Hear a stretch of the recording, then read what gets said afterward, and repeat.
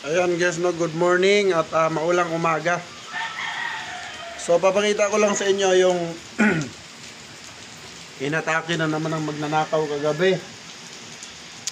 So ito yung manok na nabawi namin na gaya ng dati, nabitawan niya uli sa tubuhan. So ang problema talaga namin dito, itong tubuhan kasi masukal, doon talaga nagtatago yung magnanakaw. So, pakita ko muna sa inyo yung bulik bago doon sa pinagdaanan. So ayan guys, maulan, no? Maulan. So ito yung ninakaw. Ayan.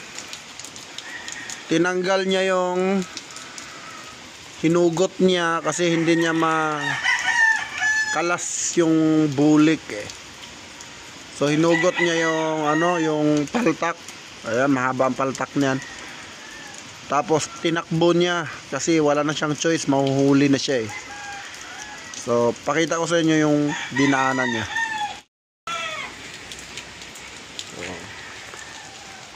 Ayan guys, yung bulik, ayan tinanggal Ayan, ready to fight na kasi yan.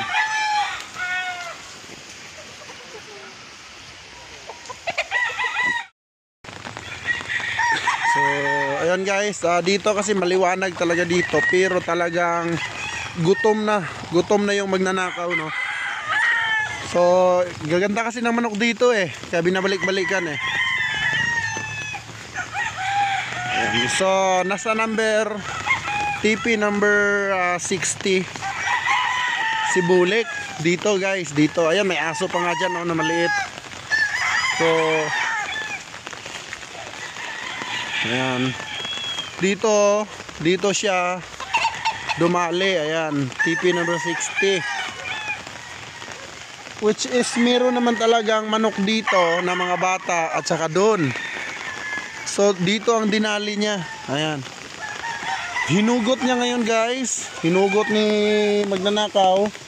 Tapos andun yung handler ko dyan.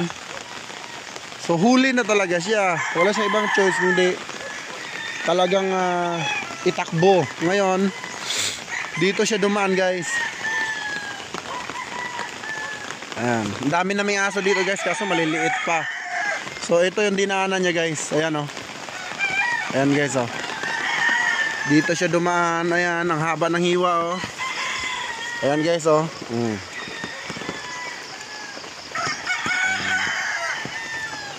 Ayan yung hiwa dyan guys. Ayan tapos tumakbo siya dun sa tubuhan. Ayun Ayan, masukal kasi dyan guys. Ayan ang daanan niya So para siyang yung takbo niya parang lumilipad na. Ayan.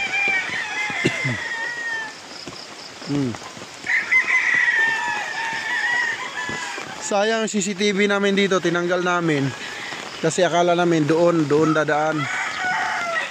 Yun pala dito. Ayan yung dinaanan ni Lupin III. Kaso nabigo na naman siyang nakawa ng ating manok dahil yung handler natin dito ay talagang hindi natutulog. So ngayon maulan ngayon guys Ayan, maulan ngayon dito. At dito na ako natulog. Kaya ito yung nakahuli guys na aso. Ito. Ayan.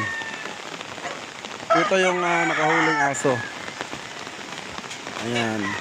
Tinahulan niya na tinahulan. Tapos ito yung gintong aso namin guys. Ayan. Ito yung pag tumahol guys, sure ball na may tao. Ayan. Yan ang aming gintong aso. So yung tahol niyan guys, gold.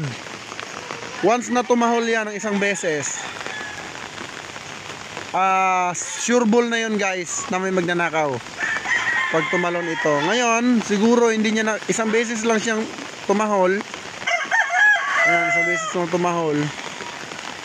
Siguro gumapang dyan yung magnanakaw. Ayan, gumapang.